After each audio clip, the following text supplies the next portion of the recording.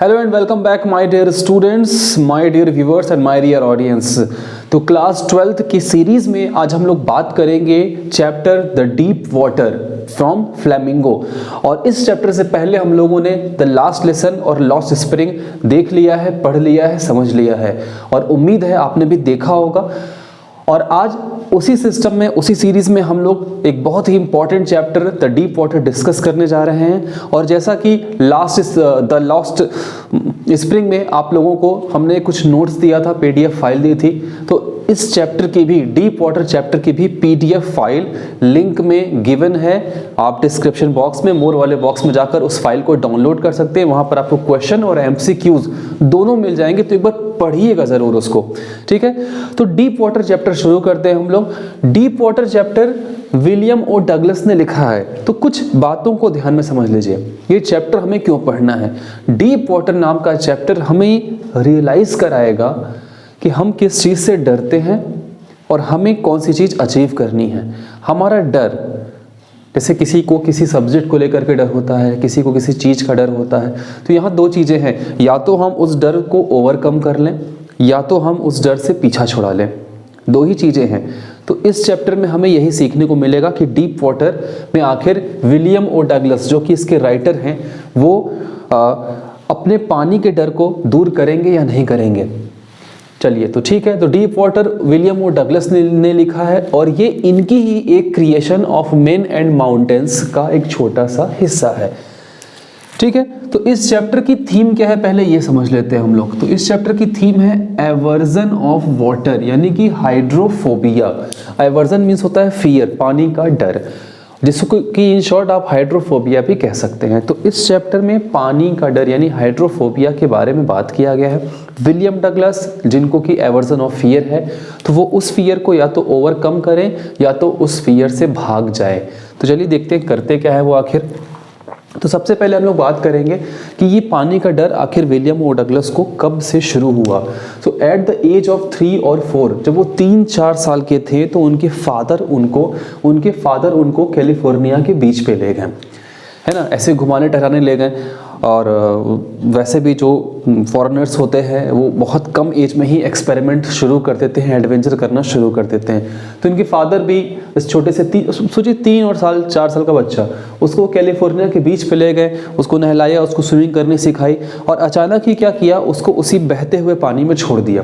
और जब बहते हुए पानी में छोड़ दिया तो बरीड बाई अ वेव, तो लंबा सा वेव आया और उस वेव ने पूरी तरीके से हमारे उस छोटे से बच्चे को, विलियम ओ डगलस को, बरी कर लिया। यानी जो बच्चा है वो पानी के अंदर चला गया है पूरी तरीके से। अब एक छोटा सा बच्चा 3 और 4 साल का, पहले ही उसको पानी से शॉक लग गया, डर लग गया। स्टार्टेड एवर्जन, और उस बच्चे का डर वहीं से शुरू हुआ। विलियम ओ डगलस का जो पानी का डर है, जो एवर्जन ऑफ फियर है, हाइड्रोफोबिया है, वो किस एज में शुरू हुआ आप ध्यान रखिएगा। 3 और 4 ईयर में ही उसको शुरू हो गया। एक एक चीज पर फोकस करना है, बड़े छोटे छोटे क्वेश्चन आते हैं। तो यहाँ क्वेश्चन बना, पहला क्वेश्चन कि वो पानी का डर उनको कहाँ से शुरू हुआ, तो कैलिफोर्निया के बीच से शुरू हुआ। कैलिफोर्निया के बीच पे वो किसके साथ गए, अपने फादर के साथ गए, ठीक है। किस एज में गए, 3 और 4 ईयर में गए। अच्छा, हुआ क्या उनको वहां पर, तो पानी पूरी तरीके से, वेव उनको ढक लिया उसने और वहीं से उनका डर शुरू हो गया। लेकिन वो छोटा बच्चा 3 और 4 साल का, उसको भयानक डर उस पानी से हो गया। लेकिन जैसे जैसे धीरे धीरे वो बड़े हुए, अच्छा उसके बाद से उन्होंने स्विमिंग करना छोड़ ही दिया लगभग। लेकिन जब वो 10 या 11 ईयर्स के हुए, जब वो 10 या 11 साल के हुए, तो उन्होंने पूरी तरह से डिटरमिन कर लिया। डिटरमिन मीन्स होता है दृढ़ संकल्प। पूरी तरीके से ये डिटर्मिनेशन ले ली, पूरी तरीके से दृढ़ संकल्प ले लिया, अपना विल पावर मजबूत कर दिया कि उनको स्विमिंग सीखनी है। और उन्होंने स्विमिंग सीखनी शुरू की। कहाँ शुरू की? उनके ही एरिया में YMCA नाम का पूल है, ठीक है। YMCA नाम का पूल है जो कि यकीमा रिवर, ध्यान रखना है, यकीमा नाम के एक रिवर पर बनाया गया है। YMCA पूल यानी स्विमिंग पूल, एक छोटा सा पूल है।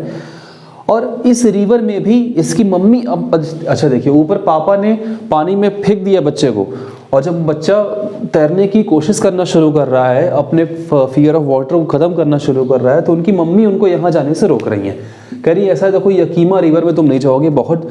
और यकीमा रिवर के बारे में लिखा क्या गया? लिखा गया कि यकीमा रिवर जो है वो ट्रीचेरस है। ट्रीचेरस का मतलब होता है धोखा देने वाली, यानी कि कहीं कहीं वो शैलो है, कहीं कहीं बहुत डीप है, कहीं कहीं बहुत गहरी है। तो उनकी मम्मी ने मना किया कि तुम यकीमा रिवर पर नहीं जाओगे, नहीं तो तुम डूब जाओगे। तो यकीमा रिवर का एक छोटा सा हिस्सा बनाया गया YMCA पूल। अब YMCA का फुल फॉर्म देख लीजिए, यंग मेंस क्रिश्चियन एसोसिएशन।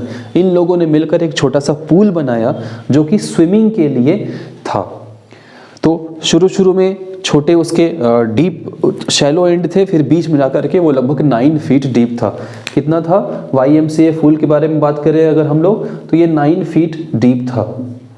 ठीक है, अच्छा। तो इनकी मम्मी ने वार्न किया, मैंने बताया है पर मम्मी ने वार्न किया कि भाई तुमको वहाँ पर नहीं जाना है। तो उन्होंने कहा कि ठीक है मम्मी, तैरने तो नहीं जाऊँगा, लेकिन अपने इस पानी के डर को दूर जरूर करूँगा।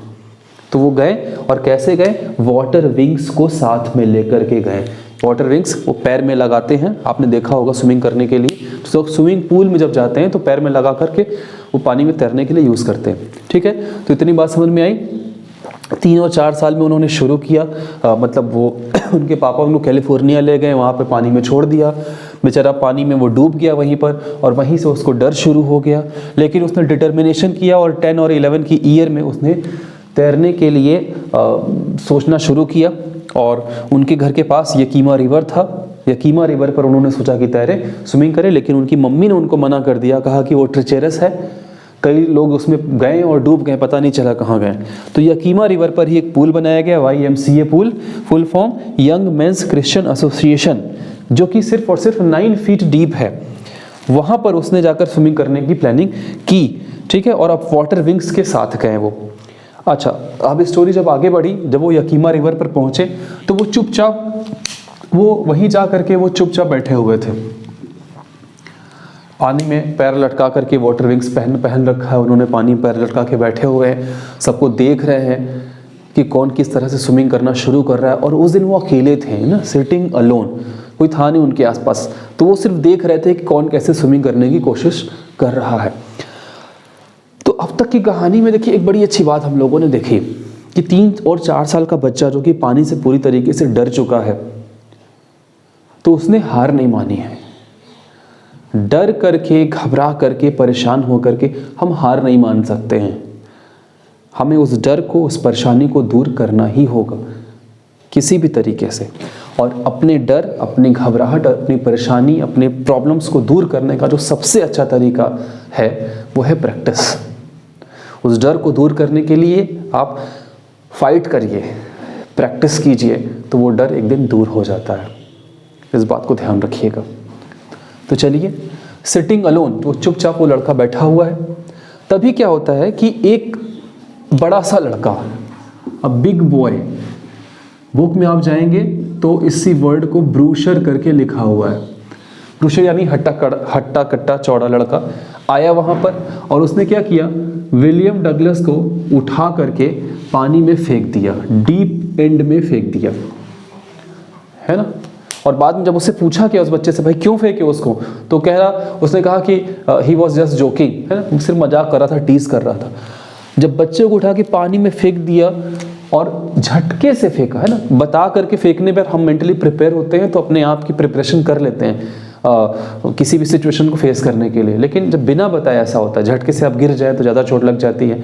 तो बिना बताए फेंका, झटके से फेंक दिया, तो जैसे ही वो पानी में गिरे, सॉलिड वाटर, पानी पेट के अंदर चला गया। ठीक है, पानी पेट के अंदर चला गया। लेकिन ध्यान रखना है हमको, हारा नहीं वो लड़का, हारा नहीं कि नहीं पानी पेट में चला गया, पैनिक हो गए, घबरा गए, परेशान हो गए। उन्होंने क्या किया, जब वो डूब रहे थे, वाइल ड्रोइंग, जब वो डूब रहे थे, तो उन्होंने एक स्ट्रेटजी प्लान की, दिमाग में एक स्ट्रेटजी बनाई कि वो क्या करेंगे, अपने आप को इस डर से या इस डूबने से कैसे बचाएंगे। तो क्या स्ट्रेटजी बनाई, to make a big jump upwards like a cork.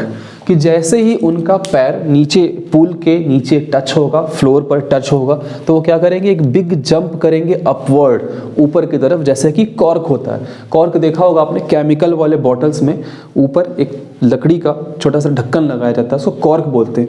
उसको जब खोला जाता है ऐसे करके तो वो झटके से बाहर निकल जाता है ना।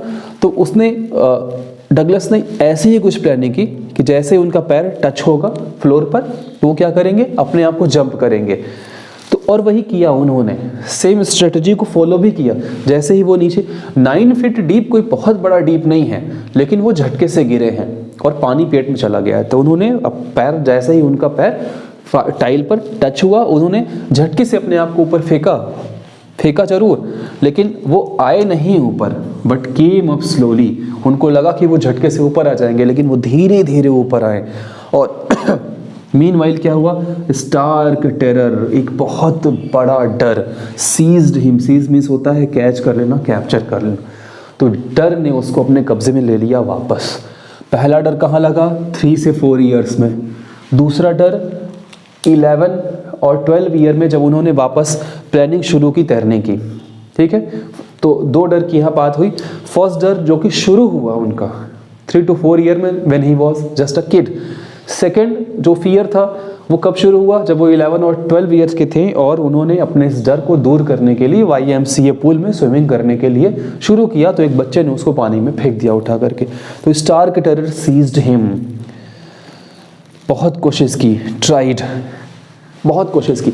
अच्छा, बुक में एक बड़ी अच्छी बात लिखी है कि उन्होंने लिखा, अपने लैंग्वेज में लिखा कि दोज 9 फीट, जैसा हमने बताया कि ये 9 फीट ही डीप है, ये 9 फीट 90 फीट के बराबर लग रहा था।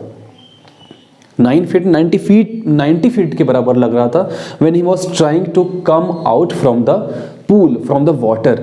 ठीक है, तो काफ़ी कोशिश बहुत की, ट्राइड बट कुड नॉट, काफ़ी कोशिश की लेकिन वो बाहर नहीं निकल पा रहे थे। सेकेंड टाइम फिर उन्होंने, अच्छा जब वो ऊपर आए, ऊपर आने के बाद बाहर तो निकल नहीं पाए, वापस वो अंदर जा रहे हैं। सेकेंड टाइम फिर उनके माइंड में एक स्ट्रैटेजी है, दिमाग थोड़ा थोड़ा चल रहा है। फॉलोड द सेम स्ट्रेटजी, वही स्ट्रेटजी फिर से फॉलो की कि पैर जैसे ही टच होगा ज़मीन पर वो फिर से अपने आप को पुश करेंगे ऊपर आने के लिए। But the second time strategy again failed, फिर से वो फेल हो गए अपनी इस स्ट्रेटजी में। और सेकेंड टाइम में terror held him deeper and deeper, फिर से उस डर ने उनको बहुत ज़्यादा कैप्चर कर लिया। तो सेकेंड टाइम जब वो फेल हो गए, डर पूरी तरह से उन्हें कैप्चर कर लिया। अब वो स्विमिंग पूल में तड़फड़ा रहे हैं, परेशान हैं। 9 फीट 90 फीट डीप लग रहा है। तो उन्होंने थर्ड अटैम्प्ट को करने की कोशिश की। अब यहाँ से बहुत ज़बरदस्त सीख लेने वाली है विलियम डगलस से। उन्होंने छोड़ा नहीं, he did not give up, अपनी पूरी कोशिश कर रहे हैं, पूरी कोशिश। जब तक मर नहीं जाना है तब तक जीने की कोशिश करते रहना है। उन्होंने स्ट्रेटजी थर्ड टाइम अपनाई ड्यूरिंग थर्ड ट्रायल। और जब तीसरी बार उन्होंने वापस निकलने की कोशिश की, sucked water instead of air, ऊपर तो आए, नाक ऊपर नहीं आ पाया, आंखें ऊपर आई, जहाँ से सांस लेना है वो ऊपर नहीं आया। तो सांस हवा जाने की बजाय क्या हो गया, पानी सक कर गए, पानी और पी लिया उन्होंने। हाथ पैर काम करना बंद कर दिया, हाथ में जान खत्म हो गया, पैरों में जान खत्म हो गया, पैरालिसिस का अटैक आ गया। धीरे धीरे पूरी बॉडी कोल्ड हो रही है, लंग्स फटने लगे हैं, इतना पानी पेट में चला गया है कि लंग्स जैसा लग रहा है फट गए हैं। हार्ट पंप करना धीरे धीरे बंद कर दिया है। डेथ पूरी तरह से कैप्चर कर चुका है उनको। सिर्फ एक चीज़ है जो चल रही है, वो है दिमाग। थोड़ा थोड़ा वो चल रहा है, लेकिन वो भी धीरे धीरे कम हो रहा है। ग्रेजुअली जब आदमी डूबना शुरू करता है तो ये सारी चीज़ें उसके अंदर आने लगती हैं।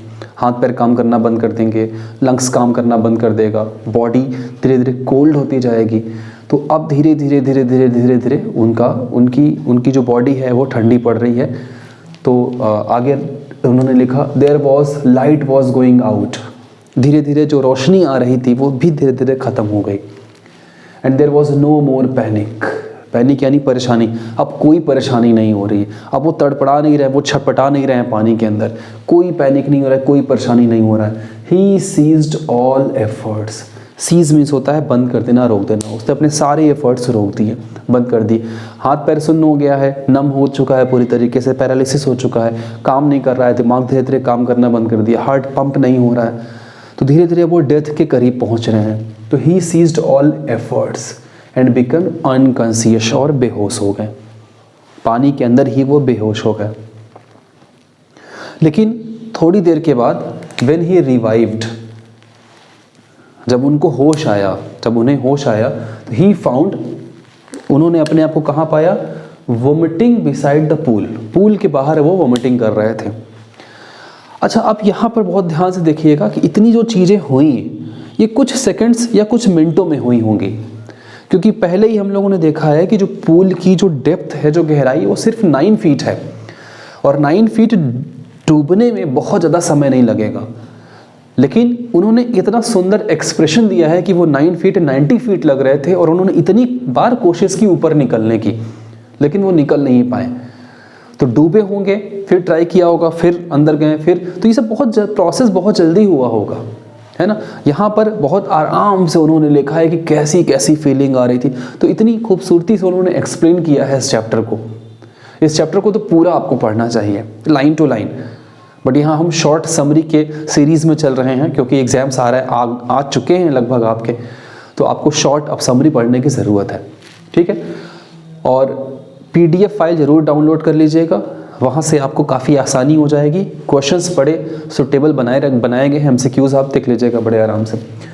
तो जब उन्होंने अपने आप को रिवाइव पाया, तो कहाँ पाया? पूल के बाहर वो वोमिटिंग करते हुए अपने आप को पाया। And he decided to overcome his hydrophobia. तो वहाँ तो कुछ नहीं, वहाँ तो दिमाग काम करना बंद हो गया। वहाँ लोगों ने उनको उठाया, घर ले गए, और घर पे वो सोए बेड पे जा करके, और थोड़ा सा भी झटका लगता था तो वो तुरंत डर जाते थे, परेशान हो जाते थे, क्योंकि एक बहुत क्लोज शेव ऑफ डेथ है ना, मौत से बच करके आए हैं वो। तो हल्का सा भी एक्सर्शन हो रहा है, हल्की सी भी कोई झंझनाहट हो रही है, तो तुरंत वो चौंक जा रहे हैं, परेशान हो जा रहे हैं। लेकिन ऐसी सिचुएशन के बाद भी he decided to overcome his hydrophobia. उन्होंने अब फाइनली डिसाइड किया कि अब उनको एवर्जन ऑफ फियर, यानी कि हाइड्रोफोबिया ख़त्म करना है, अपने पानी का डर ख़त्म करना है। तो कितनी अच्छी मोरल मैसेज, कितना बढ़िया सीखने को यहाँ मिल रहा है कि इतने अटेम्प्ट्स के बाद, इतनी परेशानी फेस करने के बाद, मौत से भी बाहर निकलने के बाद, उन्होंने ये ट्राई किया कि ये जो डर है पानी का जो उनको सता रहा है, वो उससे दूर निकलेंगे। उन्होंने गिव अप नहीं किया, छोड़ा नहीं, कहा कि इस डर को दूर करेंगे ही करेंगे हम। आपको एक फिल्म देखनी चाहिए, द कराटे किड। वहाँ छोटा बच्चा रहता है, वो भी अपने डर को दूर करने के लिए फाइनली अटेम्प्ट खेलता है। उसको कराटे वो सीख लेता है पूरी तरीके से, लेकिन जिस बच्चे से वो लड़ रहा होता है रिंग में, उसको गहरी चोट आ जाती है। उसके टीचर बोलते हैं उसको, उसके कोच बोलते हैं कि बस करो, कराटे तुमने सीख लिया, अब तुम क्या साबित करना चाहते हो? तो उसने कहा कि मैं जब यहाँ से निकलूँ, उस रिंग से निकलूँ, तो मुझे डर ना हो। तो डर को ओवरकम करने के लिए उसने फिर एक अटेम्प्ट किया, इवन कि उसका लेग जो बोन था वो ब्रेक हो चुका था, फिर उसने शुरू किया, है ना। तो अब उन्होंने क्या किया? अब उन्होंने इस डर को दूर करने के लिए 1 अक्टूबर को, किसी 1 अक्टूबर को उन्होंने एक इंस्ट्रक्टर को हायर किया, एक कोच रखा। बिना कोच के, बिना टीचर के आप सही डायरेक्शन पर नहीं जा सकते। कोई ना कोई होना चाहिए आपको, जो आपको सिखाए, जो आपको एक सही रास्ता बताए, एक सही पैथ बताए। तो आजकल तो भाई बच्चे बहुत स्मार्ट हो गए हैं, वो अब उनको लगता है कि whatever they are thinking, whatever they think, वही सही है।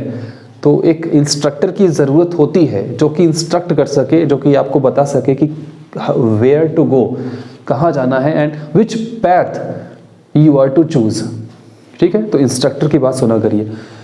तो उन्होंने हायर किया कि इंस्ट्रक्टर को, तो उस इंस्ट्रक्टर ने उनको पीस बाय पीस, अच्छा पीस बाय पीस का मतलब ये है कि धीरे धीरे करके, ऐसा नहीं कि सीधे उठाया पानी में फेंक दिया कि तैरो, धीरे धीरे करके उनको स्विमिंग की टेक्निक सिखाई।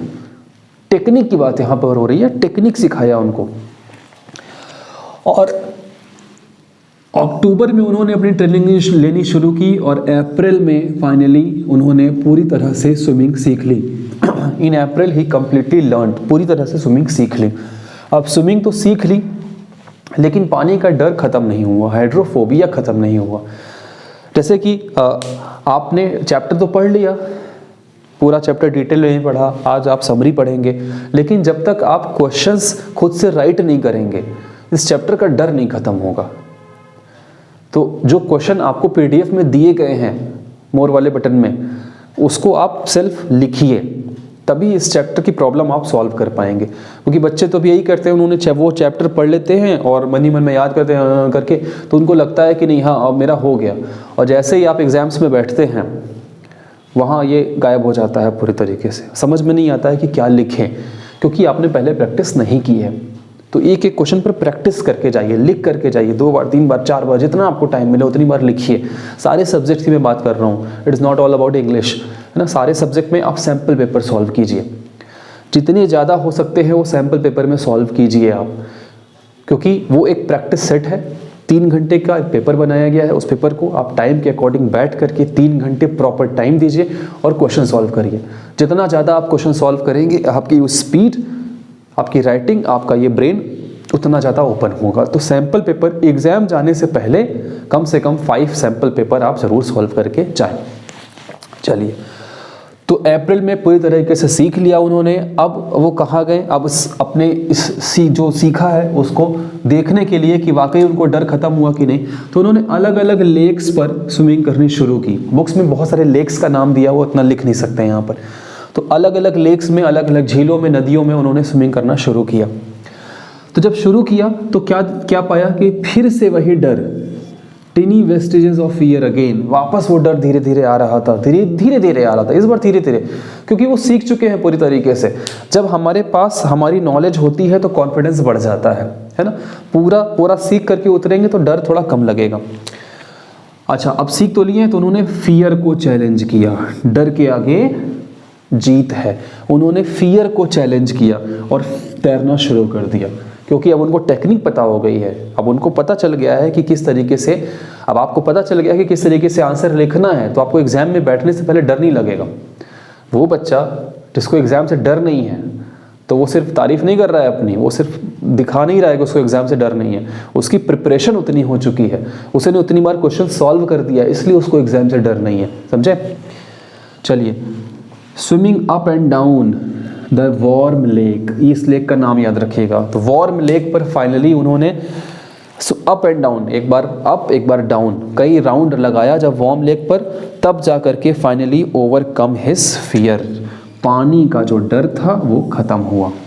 कई बार प्रैक्टिस करने के बाद ही आपको वो पॉसिबिलिटी, आपको वो चीज़ें समझ में आएंगी, आपका डर खत्म होगा। तो कई बार वो वार्म लेक पर अप एंड डाउन किए, तब जा करके ये डर खत्म हुआ। तो फाइनली उनको समझ में क्या आया, रियलाइज, क्या समझा, in death there is peace. क्योंकि यहाँ जब उनको लगा कि अब उनकी लाइफ खत्म हो रही है, तो देखिए क्या किया उन्होंने, ही सीज्ड ऑल एफर्ट्स, सब कुछ छोड़ दिया। जब एग्जामिनेशन का लास्ट मोमेंट हो जाता है, 1-2 मिनट हो जाता है और आपकी प्रैक्टिस नहीं हुई होती, आपको क्वेश्चन नहीं समझ में आता, तो आप छोड़ देते हैं, हटाओ, जब आ ही नहीं रहा तो करें क्या। लेकिन ये कब होता है, जब प्रैक्टिस नहीं होती है, जब आपको क्वेश्चन का आंसर पता नहीं होता है, तो आप क्विट कर देते हैं, आप छोड़ देते हैं। तो इस दौरान उनको पता नहीं था कि हम किस स्ट्रेटजी से बाहर निकल सकते हैं, कैसे हम स्विमिंग कर सकते हैं। तो उन्होंने क्या किया, क्विट कर दिया, ही सीज्ड ऑल एफर्ट्स। तो वही उन्होंने कहा, लेकिन यहाँ पर वो अब पूरी तरीके से तैयार हो चुके हैं, अब वो नहीं क्विट करेंगे। तो in death there is peace, मौत में तो शांति है, and there is terror only in fear of death, और मौत के बारे में सोचना, यानी मौत के बारे में जो सोच रहे हैं, तो फियर ऑफ डेथ, जो फियर ऑफ डेथ है उसमें ही टेरर है, सिर्फ उतना सोचने में ही डर है। और ये बात कही किसने थी, रूज़वेल्ट ने कहा। ठीक है, इसको ध्यान रखिएगा, ये कोटेशन। और फाइनली उन्होंने क्या सीख लिया, विल टू लिव, यानी जीने की इच्छा is stronger than fear of death. तो जीने की इच्छा फियर ऑफ डेथ से ज़्यादा मजबूत है। तो जब तक मौत न हो जाए तब तक बचने की कोशिश करनी चाहिए। यानी अगर एग्जाम्स का आखिरी सेकंड ही बचा है और आपको आ रहा है तो फाइट करिए। ठीक है, तो इस तरीके से ये चैप्टर फिनिश हुआ। इसमें मोरल मैसेज बहुत सारे हैं, पूरा पढ़िए चैप्टर। तो मैं तो चाहूँगा कि एक एक चैप्टर आप लाइन टू लाइन पढ़ें, लेकिन इस समरी से भी आपका काम हो सकता है। ठीक है, अपने दोस्तों को ज़रूर शेयर करिएगा। अगर वो चैप्टर नहीं पढ़े हैं, इंपॉर्टेंट चैप्टर है, तो शेयर कर दीजिएगा। कमेंट में लिख कर बताइएगा कि कहाँ प्रॉब्लम हुई, कहाँ नहीं समझ में आया। और फिर से कह रहा हूँ, क्वेश्चन आंसर की शीट PDF फाइल में गिवन है और मेरा वहाँ पर आपको व्हाट्सएप नंबर, कॉन्टैक्ट नंबर मिल जाएगा। किसी भी तरह की प्रॉब्लम होगी तो वहाँ से आप मुझसे कॉन्टैक्ट कर सकते हैं और मैं आपकी हेल्प कर दूँगा। कॉन्फिडेंशियल रहेगा आपका नंबर, किसी के पास वो नंबर नहीं जाएगा, इसके लिए मैं आपको पूरी श्योरिटी देता हूँ। ठीक है, तो अगला चैप्टर हम लोग नेक्स्ट क्लास में डिस्कस करेंगे। तब तक के लिए जय हिंद, जय भारत।